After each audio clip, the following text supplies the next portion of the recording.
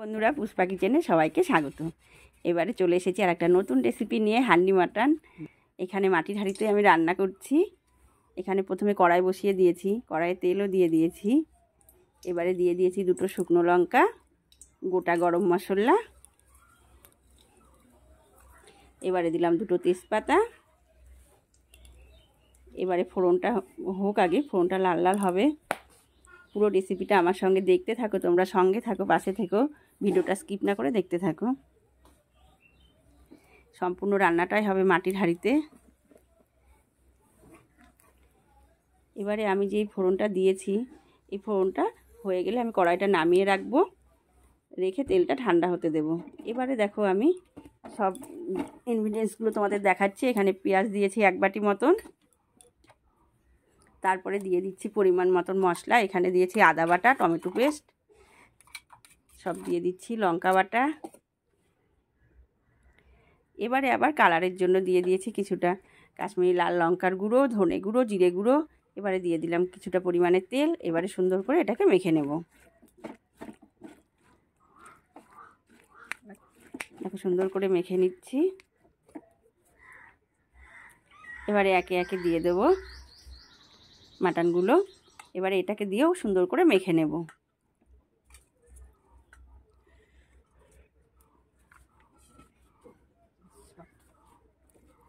এবারে খুব সুন্দর করে মাখছি, মেখে রাখবো আধ ঘন্টা মতন। মেখে সুন্দর করে ঢাকা দিয়ে 30 মিনিট রেখে দেব।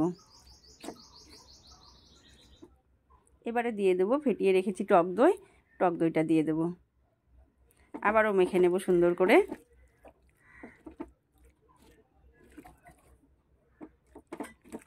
দেখো মাখার সময় একটা দারুণ কালার এসেছে। এটা মেখে রেখে দিলে দারুণ একটা কালার আসবে। এবারে দেখো আমি মাটির হাঁড়িটা বসিয়ে দিয়েছি, যেটা মেখে রেখেছিলাম, ম্যারিনেট করে রেখেছিলাম যে মাংসটা, সেটাও এর মধ্যে দিয়ে দিয়েছি। এর মধ্যে দিয়েছি গোটা রসুন, দিয়েছি একটা আলুও কেটে দিয়েছি। এবারে হাঁড়ির মুখটা আমি খুব সুন্দর করে ঢেকে দিচ্ছি, আটা মেখে রেখেছিলাম সেটা দিয়ে ঢেকে দিচ্ছি।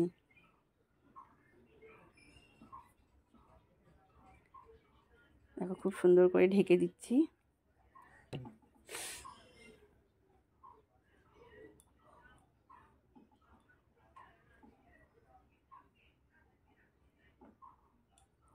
চেপে চেপে মুখটা আটকে দিতে হবে। দেখো দিয়েছি। এবারে আমি দমে বসিয়ে দেব 30 মিনিটের জন্য। তারপরে হয়ে গেলে আমি তোমাদেরকে আবারও দেখাচ্ছি, দেখতে থাকো। আমার হয়ে গেছে। এবারে আমি ঢাকনাটা খুলে তোমাদের দেখাচ্ছি। দেখো খুব সুন্দর একটা কালার এসেছে।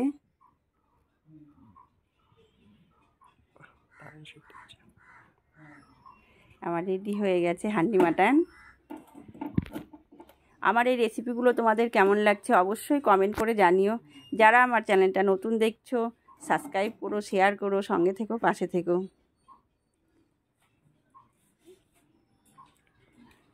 দেখো বেশ দেখতে খুব সুন্দর লাগছে।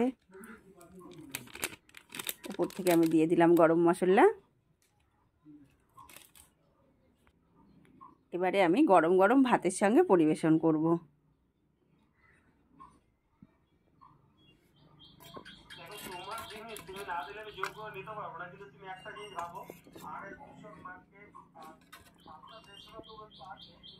দেখো এবারে আমি পরিবেশন করছি।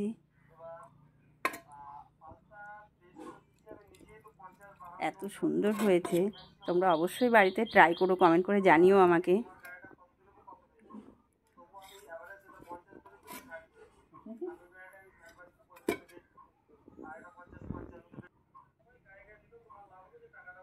এবারে আমি দেখো পরিবেশন করছি। তোমাদের সঙ্গে আবারও দেখা হবে। ততক্ষণের জন্য সবাই ভালো থেকো, সুস্থ থেকো, টাটা।